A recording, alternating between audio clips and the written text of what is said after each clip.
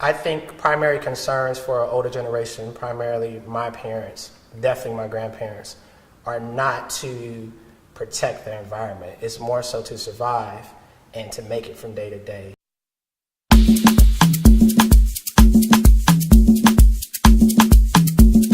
Let me tell you something. Let me tell you something. Let me tell you something. Let me tell you something. Let me tell you something. Have you ever met those type of people that don't quite get it? They just don't understand what it is you feel when you hear Barbara Tucker saying, "I get lifted." They just don't understand when India goes into her prayer, why it takes you there, and you don't understand the words.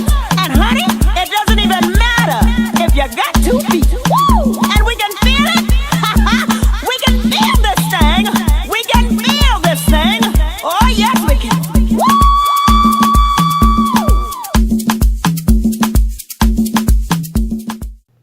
Considering all of your identities, what 3 issues are you most concerned about?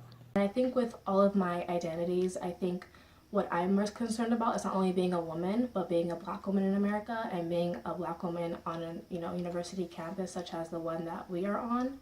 I think it's just a lot of issues, and our voices are not really heard. And also, like in America in general, like there's just a lot of things that we aren't really represented in, and we're underrepresented or we're misrepresented. When I walk past police, my heart kind of, it stops sometimes. It like skip a beat. The liberation of Black people.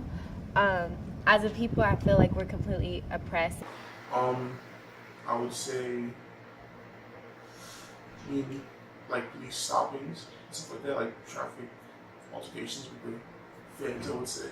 I'm really afraid for my safety and the safety of my family and friends because, as you know, in the political climate that we are in now, a lot of hate crimes have become more people are getting bolder nowadays, and they're really being adamant about and vocal about what they believe in, which is fine, but it's getting to the degree of hate crimes and hate speech, and that makes me really uneasy. Mass incarceration, I feel like through mass incarceration globally, not just in the United States, white supremacy, the powers that be have effectively maintained slavery. Overall, the identity of a Black male in society, and how that affects me as I get older, make family and all that other stuff. Being a transfer student on this campus is another one that I'm really worried about. Now, more so now, we do have more resources, such as a transfer student center on campus that transfer students can go to for help and everything, because coming onto a campus, they just assume that, oh, they're transfers, they've been to another school before, and, they know how to handle their stuff. But more so, we feel like freshmen. In the classroom, teachers, I'm a big dude, so they just take me as this random jock, and you guys want to learn. The political, social, and economic engagement of African women. This is not feminism as it's generally called. Feminism was designed in a way, the history of feminism is not something that's welcoming to the Black female identity, and it also doesn't engage with the colonial oppression that Black women, African women across the globe face. Feminism frames patriarchy as the main dominating issue that oppresses women, but as Black women we deal with completely different forces. I don't feel like there's enough resources or enough opportunities for the Black students on campus to engage with one another. Other issues when I go to downtown Santa Barbara, everybody's looking at me. It's staring. I don't like going out. That's why I don't like going out around here that much. Just people just stare at me. It's weird. And me being the oldest sister, my parents look up to me a lot, and they rely on me for a lot of things, and I have to set the example, and that puts a lot of pressure on myself, because I feel that, I can't do anything wrong. I can't disappoint my family, And also, too, being, part of identity. Like I said, I'm Nigerian American. Being an African minority, especially in America, that just puts a whole other type of pressure on it. Financial stability, like the African American community, I would say, because that leads to other facets of social structure. I am very concerned about the small amount of blue lights we have on campus, and it's something that I noticed like in my the first quarter of my first year.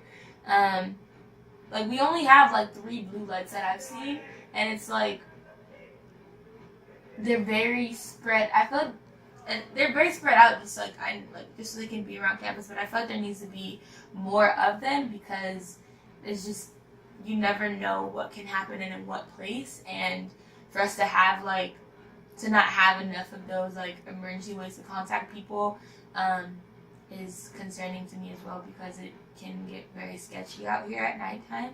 Oh, and education. People don't even know that they're not free. What do you know about climate change?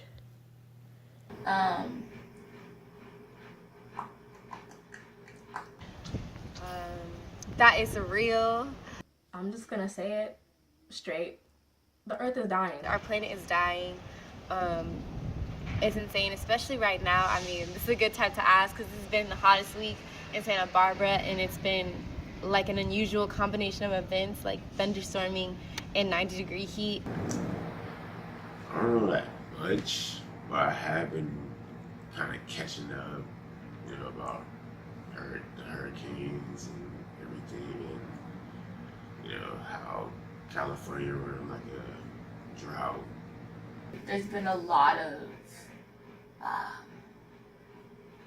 natural disasters that have been occurring and occurring more frequently and back to back as has been seen with all the floods that have been happening. Climate change is real. You can't fight it. You can see it going all around. There are a lot of things that humans are doing to destroy the planet. Capitalism is a great source of the issues that we find with climate change too. I think that economic greed and money and just wanting to make as much as possible has caused us to create these companies and these general systems and ways of life in which we're destroying our planet, and it's a huge issue. It can every second it becomes exponentially more important because there's little things that we all do to contribute, leaving the lights on and taking long showers and stuff like that, but there's bigger issues of the way that we're managing land distribution on this earth, the privatization of our soil. It's just a huge deal, and I feel like people don't talk about it enough.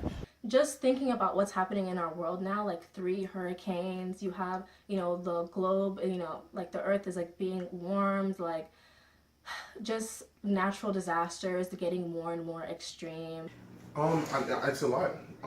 It makes a big impact on a lot of stuff.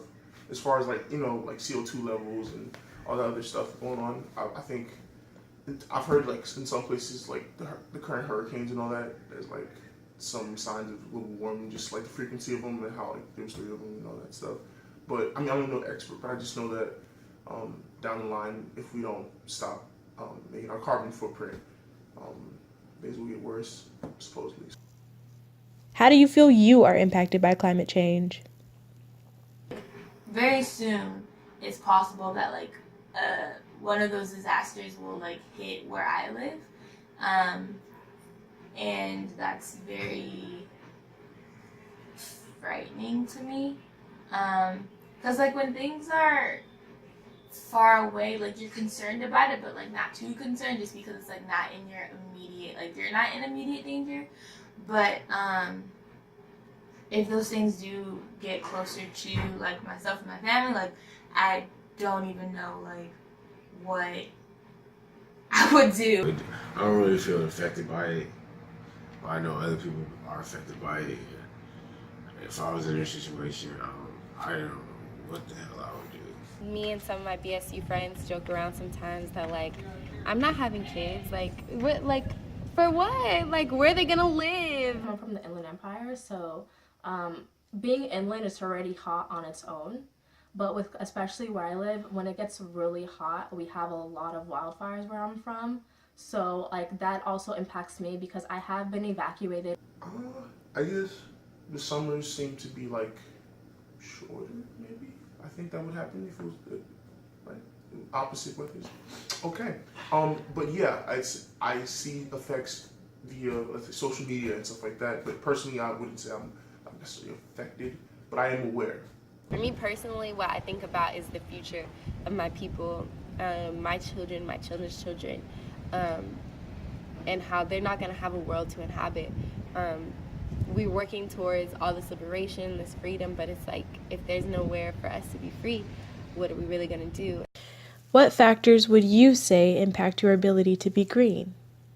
There's always going to be a challenge for lower income people, and lower income people tend to be browner across the board, to put a priority over these like abstract concepts like the environment. Like, man, this is so messed up, because here at UCSB, it's easy for me to like have a vegan or vegetarian lifestyle. I have access to fresh food at the co-op, which is completely overpriced, or I can go to the food bank. I think it's just having the resources in your area available for you to be green. The lack of compost bins definitely does help prevent that. Because I was so used to like composting back in high school, and I used to love doing that because I felt like good that I was like contributing to something greater. And so to not have that here, even though the school boasts about being like really green. I've been in areas where people constantly recycle, like, you know, they try to do like zero waste, and, you know, they try to like do, you know, take like biodegradable things. I've been in those type of environments, and then I've been in environments where people don't even recycle at all. They'll just put all their trash together, and you know, I think it's just what impacts someone to be green, or what impacts me to be green, is the area where I'm at, and what's available and what's set up for those people to do that. We have the receptacle, but by the time it's time to take out the trash, if it gets mixed up, we're not gonna go back and be like, oh my God, let me separate the cans and the aluminum, and we'd be like, come on, cut this shit out. It's garbage. As much as you think that people should know to recycle, the environment and where they live sometimes isn't set up for that. And I think just having those resources set up for people is really important, and just bringing education around that as well. Probably the food that I eat. I don't eat sustainably. Like, I consume a lot of meat products, and I know that's not good for the environment. So that's a problem. In my entire neighborhood, there's not one grocery store. Now it's very trendy to grow your own food, or, you know, recycle. My mom jokes that most Black people were so poor, we had to be whatever you consider green, because we can't go out and buy new things. You know, we reuse things over and over again. And the way my dad grew up, same thing. You grow your own food because that's just what you do. I feel like the less I know about what's happening in the environment and how it works and what we're doing to mess it up, and like things we can do to fix it, I feel like that lack of awareness really like is a huge block. Accessibility to like better like information, I would say. Like for me, I didn't like grow up or like having like educated, I would say, to be super green or anything like that. And accessibility to just like different ways of like disposing waste, or like green friendly products, clean products, and like materials and stuff like that. And just like, I guess it's just convenient.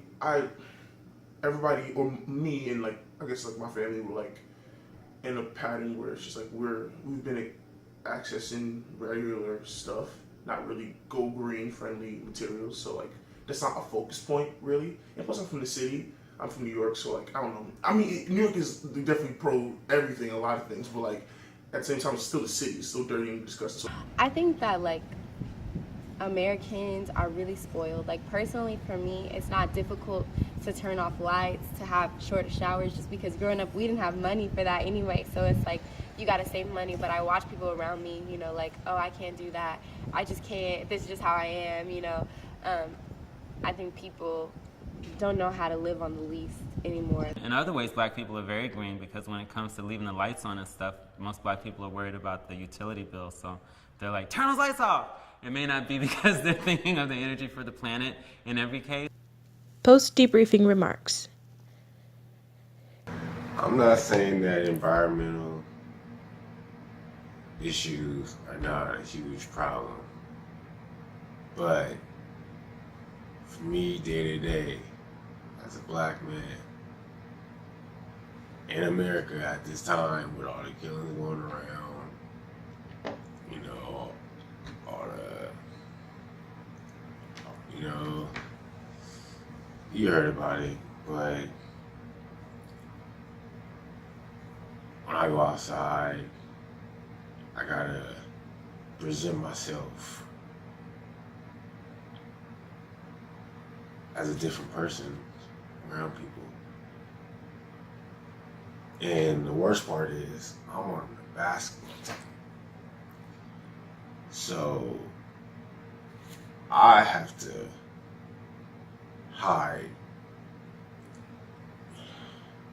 basically hide where I come from. Because they expect you to be, you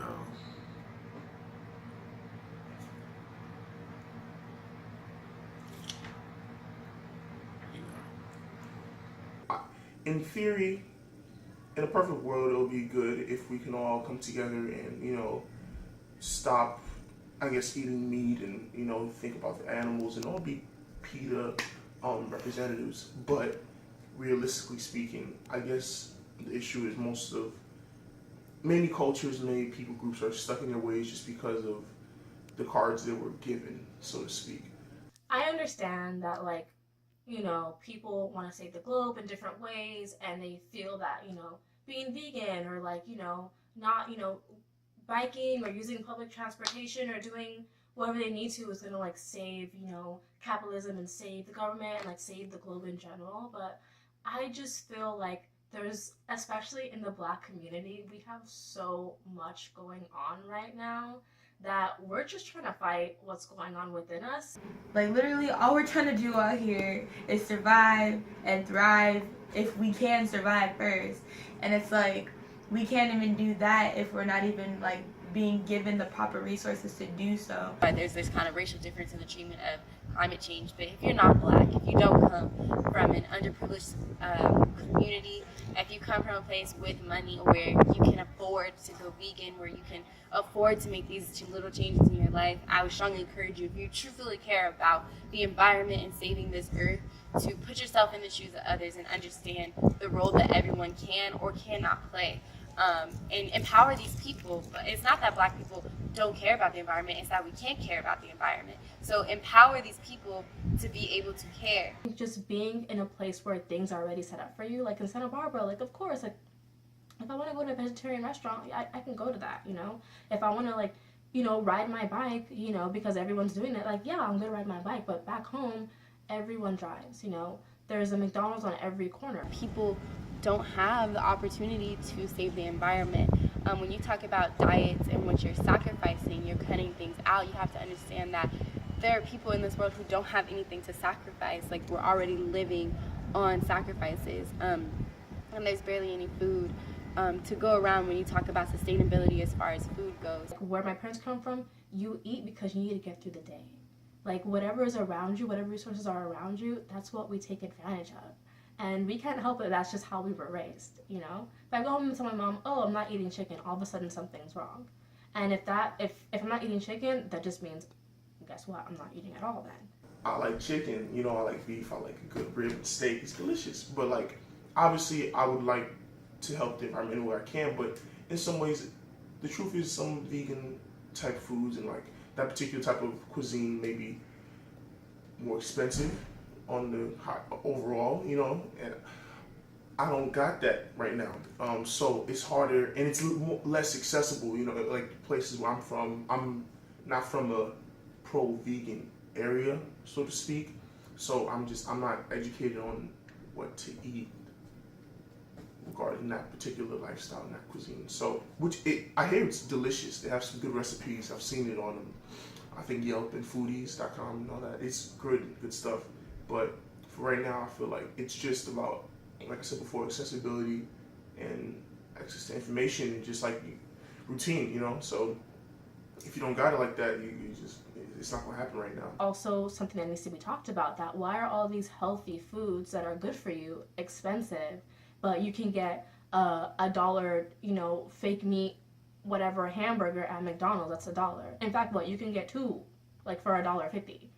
And it's not even like real chicken, but it's gonna satisfy me to get through the day. And I think that's something that also needs to be talked about as well. But I was just thinking about like environmental racism and like really how this system has really set us up for failure and essentially for, as many things to go wrong in our communities as possible. Now the hurricane's going on right now, and Hurricane Katrina, you heard about it for a couple months? Then you never heard about it again. So you just assumed that everything was okay. Whereas when you watch documentaries, 1 year, 2 year, even now, they still haven't even rebuilt. And all these resources that we sent to them, where did they go? Those are conversations that we need to have, And the same thing with like Hurricane Harvey that's going on right now. You're gonna hear about it now. Give it till maybe October, November. I guarantee you're not gonna hear about it again.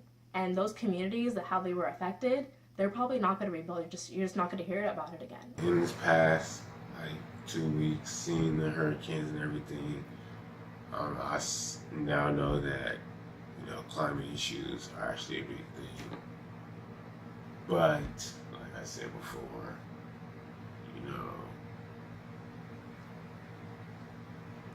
if you just knew stuff that's I'm going through right now.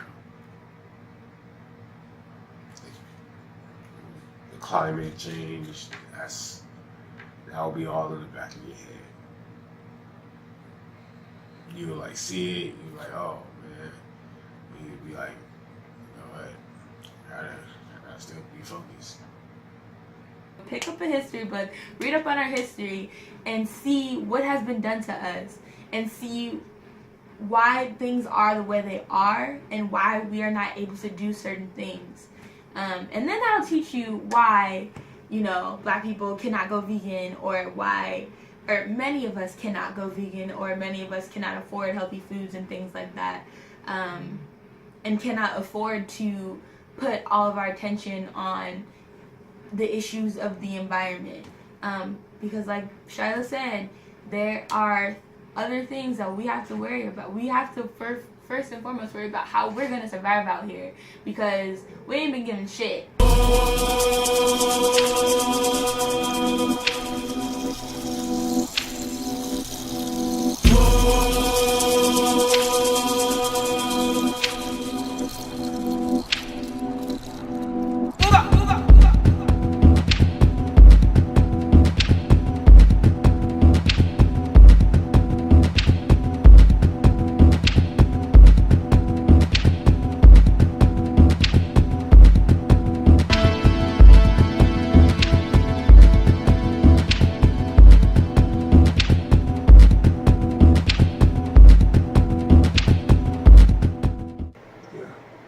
Can you just